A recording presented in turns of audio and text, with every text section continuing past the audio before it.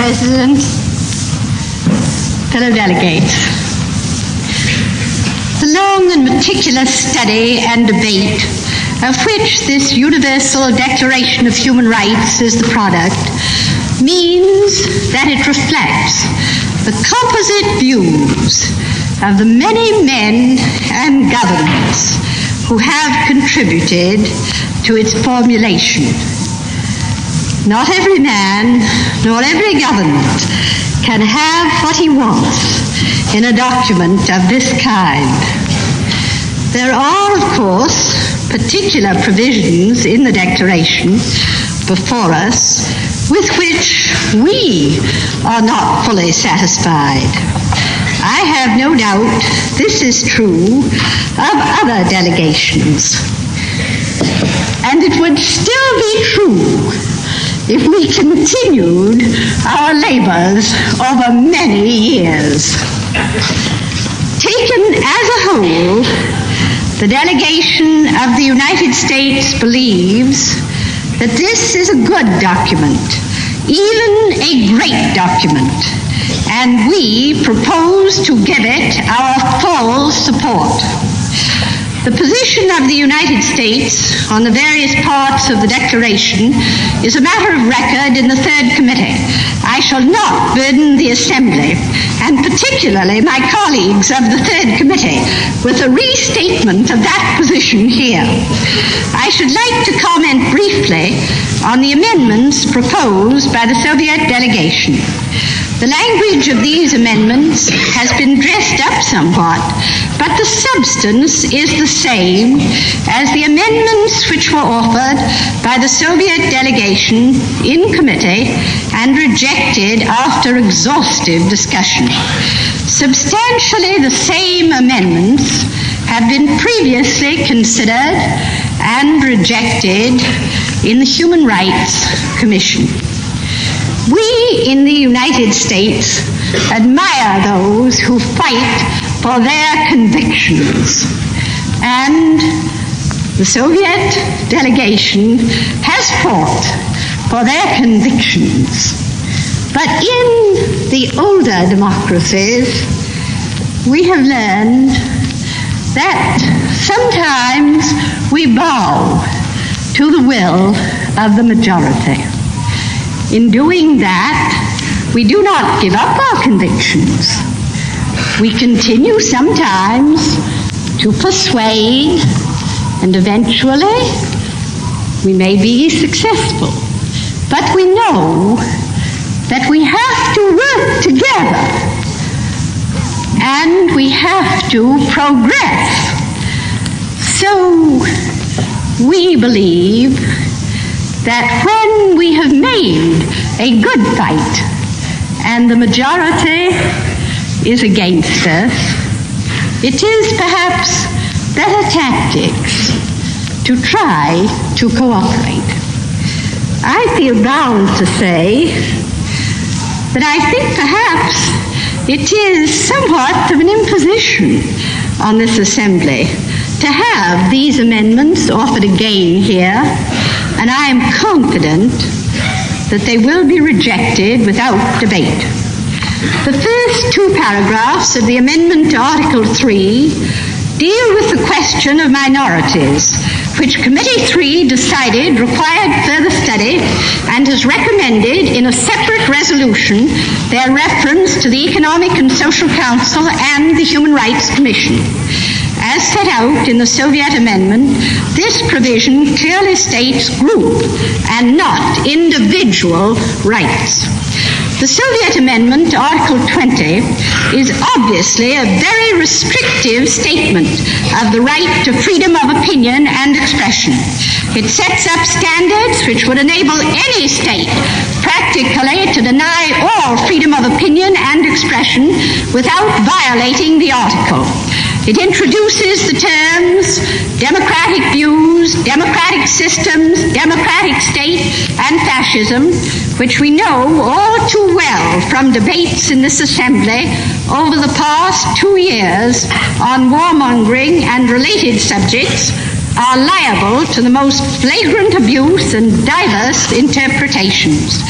The statement of the Soviet delegate here tonight is a very good case in point on this. The Soviet amendment of Article 22 introduces new elements into the article without improving the committee text, and again introduces specific reference to discrimination. As was repeatedly pointed out in Committee 3, the question of discrimination is comprehensively covered in Article 2 of the Declaration, so that its restatement elsewhere is completely unnecessary and also has the effect of weakening the comprehensive principles stated in Article 2.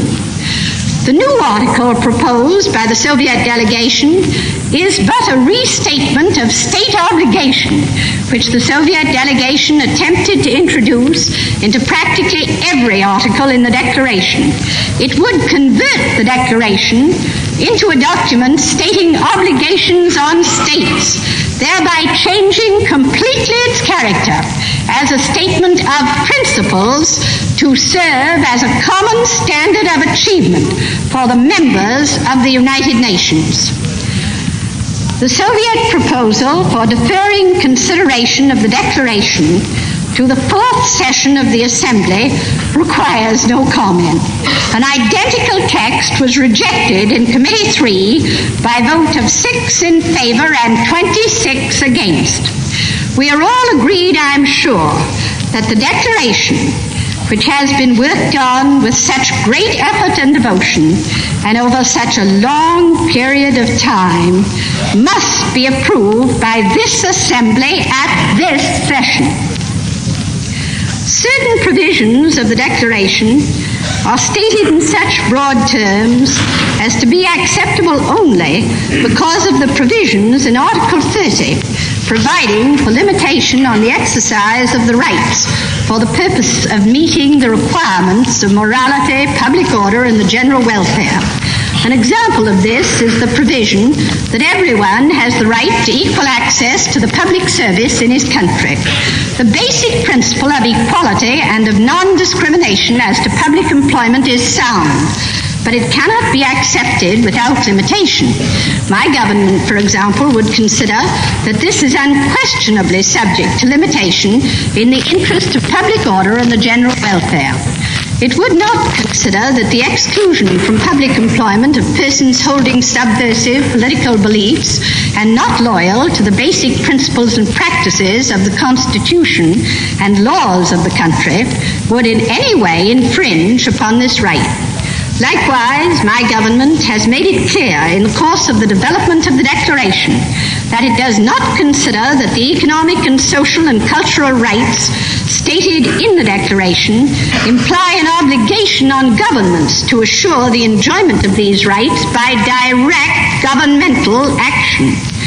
This was made quite clear in the Human Rights Commission text of Article 23, which served as a so-called umbrella article to the articles on economic and social rights. We consider that the principle has not been affected by the fact that this article no longer contains a reference to the articles which follow it. This in no way affects our wholehearted support for the basic principles of economic, social, and cultural rights set forth in these articles. In giving our approval to the Declaration today, it is of primary importance that we keep clearly in mind the basic character of the document. It is not a treaty, it is not an international agreement, it is not and does not purport to be a statement of law or of legal obligation. It is a declaration of basic principles of human rights and freedoms, to be stamped with the approval of the General Assembly by formal vote of its members, and to serve as a common standard of achievement for all peoples of all nations.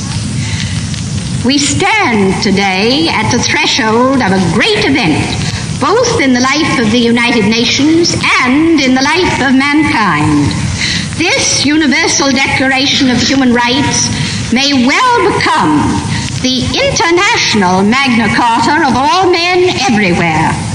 We hope its proclamation by the General Assembly will be an event comparable to the proclamation of the Declaration of the Rights of Man by the French people in 1789, the adoption of the Bill of Rights by the people of the United States, and the adoption of comparable declarations at different times in other countries.